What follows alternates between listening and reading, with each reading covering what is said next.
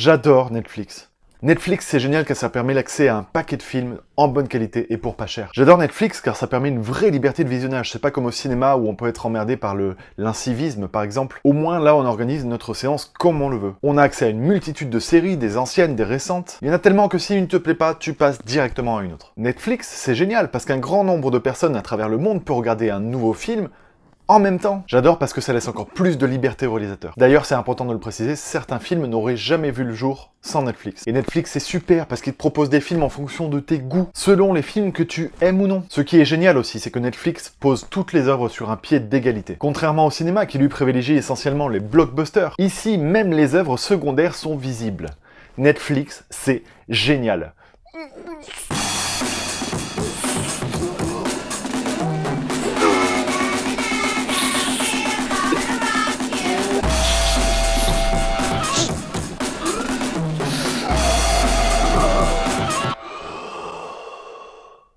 Netflix, c'est de la merde.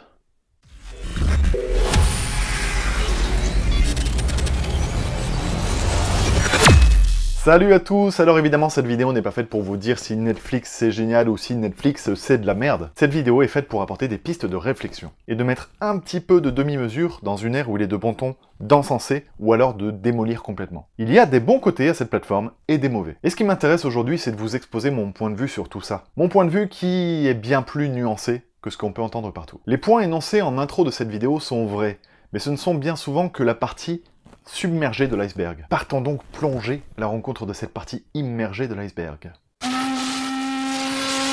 Ouais, j'en fais peut-être un petit peu trop avec les métaphores là. À l'origine, Netflix est une firme américaine qui proposait un service de location de DVD par correspondance, où l'abonné payait une souscription mensuelle et recevait les films de son choix par courrier. Avec le développement du haut débit et d'Internet aux États-Unis, Reed Hastings, propriétaire de la société, crée en 1997, il y a quand même déjà 20 ans, un service de vidéo à la demande qu'il troque à l'envoi des films par la poste grâce à la technologie du flux continu. Si la réussite de Netflix est d'abord d'avoir su anticiper et s'adapter aux transformations des usages des téléspectateurs, toute sa puissance de frappe repose sur son algorithme. Un algorithme de filtrage collaboratif qui analyse de façon très détaillée toutes les habitudes de chacun. Alors je vais donc tâcher de reprendre les points positifs que la plateforme me propose et d'y apporter quelques nuances. À vous donc à la fin de la vidéo de vous faire votre propre avis. Argument favorable numéro 1. Netflix permet l'accès à un grand nombre de films. Oui, mais la base de données est épurée en permanence. Des films sont achetés, mais c'est un contrat de licence pour une certaine durée, de 2-3 ans, parfois moins. Ce qui fait qu'on se retrouve avec une base de données très pauvre en termes de films importants, en termes d'œuvres cultes. Par exemple, je vais citer Apocalypse Now qui a été retiré récemment. Si l'on souhaite s'établir une culture ciné grâce aux grands classiques du cinéma, ce ne sera pas sur Netflix. Argument favorable numéro 2. Netflix, c'est pas cher, contrairement au cinéma. C'est vrai. Mais la culture doit avoir un prix. Dès lors que la culture est accessible pour pas cher, alors elle devient un objet de consommation et non de contemplation. La culture, et une œuvre en particulier, doit susciter l'attention, l'intérêt, le choix, la curiosité. Dès lors que tout nous tombe tout cuit dans la bouche sans même savoir ce que l'on mâche, eh bien on devient un simple consommateur. Et l'œuvre perd toute son aura. Netflix se fout pas mal de ce qu'il produit, de la qualité de ses œuvres. Ce n'est pas pour rien que les bons produits originaux Netflix se comptent sur les doigts de la main depuis l'existence de la plateforme. Ils font du marketing, de la pub et tout le monde va consommer, tout le monde va mater la nouvelle sortie. Le film sera vu quoi qu'il arrive et c'est là où ils sont très forts. Alors ils sont malins, hein, ils attirent des noms, ce qui accentue ce qui fait leur crédibilité, mais qui en réalité est là aussi un produit marketing. Ils attirent des bons réalisateurs, des bons acteurs, etc. Et ça fait parler. Les gens se disent « Waouh, il y a tel nom, tel réalisateur qui est sur Netflix, je vais aller voir le film qu'il a produit. » Et du coup, ça en devient des produits de consommation plus que des œuvres à part entière. Je trouve qu'ils tuent la dimension artistique de leurs produits, leur aura. Vous n'avez pas ce sentiment, vous, qu'un film Netflix ne vit pas vraiment? Okja, par exemple. Le film semble perdu quelque part, sans vie. Et le fait de ne pas pouvoir se procurer le support physique accentue ce sentiment d'inexistence. Alors je vous pose la question, qu'en sera-t-il du jour où ils le retireront de la plateforme? Pour les collectionneurs comme moi, ne pas pouvoir se procurer une œuvre parce que c'est Netflix qui l'a acheté, c'est juste insupportable. Je suis très rattaché au support physique, vous le savez, et je suis pas le seul, on est encore quelques résistants. Pour moi c'est important, d'ailleurs j'ai fait une vidéo là-dessus, n'hésitez pas à aller la voir, la dématérialisation tutelle le cinéma. Je mets le lien dans le descriptif de cette vidéo. Je vous explique pourquoi, pour moi, le support physique c'est important et je vous explique pourquoi ça devrait être important pour les gens.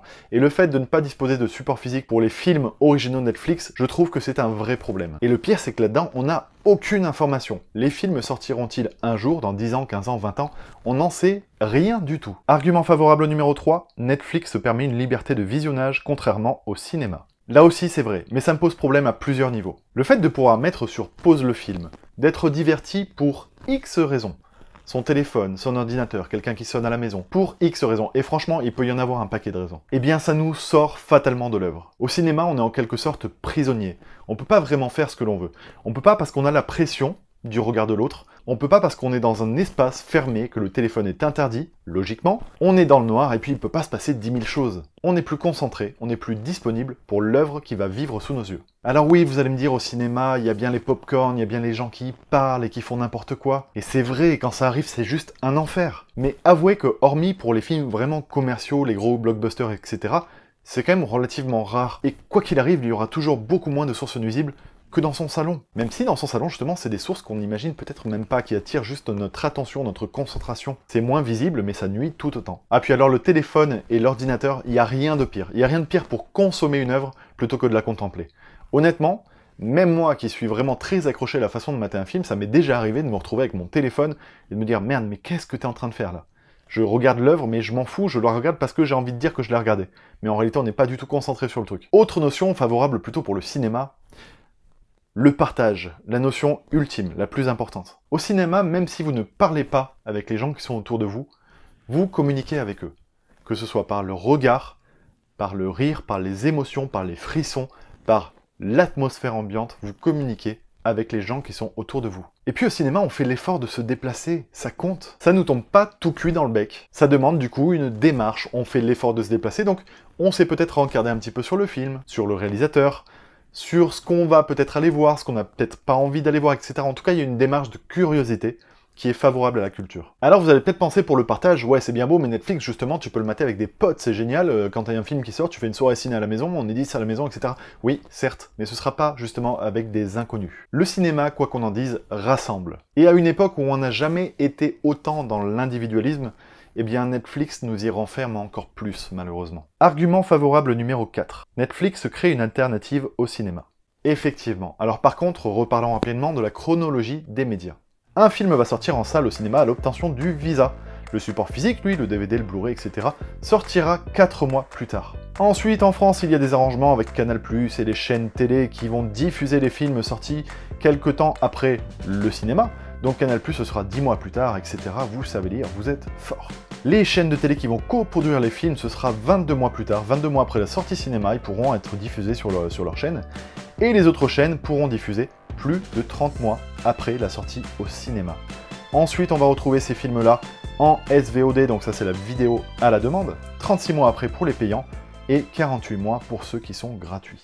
Donc vous voyez, il y a une vraie chronologie, il y a un vrai ordre des choses. C'est pas plus mal que Netflix vienne mettre un petit peu son nez là-dedans et chambouler un petit peu les choses. Le problème, c'est que Netflix n'investit pas, et Netflix ne paye pas d'impôts en France. Donc Netflix vient là, vient contourner notre système. Moi j'arrive, je débarque, bim, je vous balance mon film qui est tout beau, tout neuf directement, et la chronologie des médias, ben je m'en fous complètement. Et moi ça me pose problème, si tu profites du système, bah participe au système. Il y a des monopoles dans le cinéma français, c'est bien de faire bouger les lignes, mais il faut le faire correctement. Argument favorable numéro 5, Netflix laisse plus de liberté aux réalisateurs. Effectivement, car comme je vous le disais, Netflix se fout du résultat final. Puisque quoi qu'il arrive, la sortie d'un film d'un réalisateur de renom sera matée. Quoi qu'il arrive, ce sera un événement. Et d'ailleurs, ça pose un autre problème, celui de la qualité. Au cinéma, par exemple, les films sont présentés, un premier visionnage est présenté à la production, et suite à ce visionnage, on dit « Attendez, ça c'est bien, ça c'est pas bien, votre film c'est un petit peu n'importe quoi ». Alors parfois c'est un gros problème parce que ça respecte pas du tout la vidéo réalisateur et les productions imposent certaines choses, mais parfois c'est vraiment bénéfique parce que ça empêche de diffuser des œuvres de mauvaise qualité, tout simplement. Chez Netflix, le premier jet, c'est directement la mise en ligne. Il n'y a pas de contrôle qualité avant. Au passage, et je trouve que c'est très important, de plus en plus, les grands noms, là, les réalisateurs qui signent avec Netflix, réclament à ce que leurs films soient diffusés dans des salles de cinéma. Et ça me fait bien plaisir parce que ça montre qu'au moins ils n'ont pas oublié les vraies valeurs du cinéma, et pour eux aussi ça reste important. Donc là, il y a un vrai problème qui se pose, il y a un vrai litige, et Netflix va bien devoir y répondre. Argument favorable numéro 6, Netflix propose des films et séries en fonction de nos goûts. Alors c'est vrai qu'au premier abord, franchement, j'ai trouvé ça aussi super agréable. Cool, j'aime ce type de film, je vais pouvoir en mater plein qui lui ressemblent. Sauf que ça pose un vrai problème de curiosité artistique. Ce qui fait la richesse d'un cinéphile, c'est de pouvoir voir des œuvres au sens large, des œuvres qu'il ne serait même pas censé mater, et puis qui au final vont le bouleverser complètement.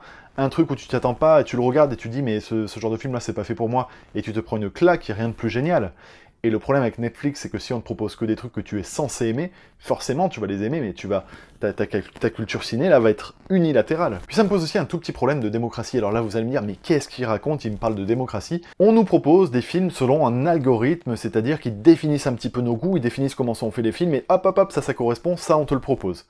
Mais du coup, on nous laisse pas complètement choisir ce qu'on a envie de mater, puisqu'on nous propose certaines choses. On nous propose, donc on nous influence, on nous guide vers une certaine direction. Ça va un petit peu à l'encontre de la liberté. Et alors si je veux être encore un petit peu plus taquin, je peux penser aussi que Netflix va nous proposer des choses qu'ils ont tout simplement envie qu'on mate.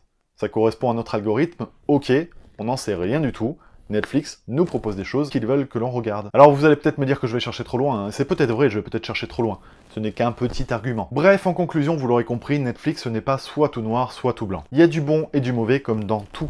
Mais la tendance actuelle est tellement à l'individualisme, à la dématérialisation et à l'oubli des valeurs propres au 7e art que je me devais de vous apporter ces nuances. Netflix crée pour moi des épiphénomènes. Les films en ligne deviennent une expérience collective et n'auront de valeur que par la place qu'ils occupent dans le fil d'actualité au final. En gros, c'est du buzz.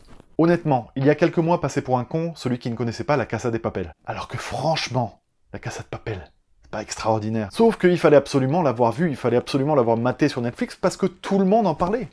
Tu passais pour un abruti si t'avais pas vu La Casa de Papel. Bref, pour moi, Netflix banalise la culture et propose donc des produits de consommation. Je trouve que c'est franchement génial pour les séries, mais les séries, c'est vraiment justement conçu pour être un produit de consommation. C'est vraiment la grosse différence avec le cinéma. Je ferai, je le pense, une vidéo pour vous expliquer justement pourquoi je préfère les films aux séries, mais genre vraiment de très très loin. Et voilà, je trouve, honnêtement, je vous le dis tel quel, pour moi, Netflix, pour les séries, c'est génial. Encore faut-il aimer les séries. Les gens s'intéressent déjà de moins en moins au cinéma, alors si en plus on leur donne raison en amenant tout à leur domicile, ça m'inquiète un petit peu. Alors maintenant, à vous de vous faire votre propre avis, n'hésitez pas à me le laisser dans les commentaires, à vous abonner si on ne se connaît pas, et je vous dis à dimanche prochain, 20 h. Ciao.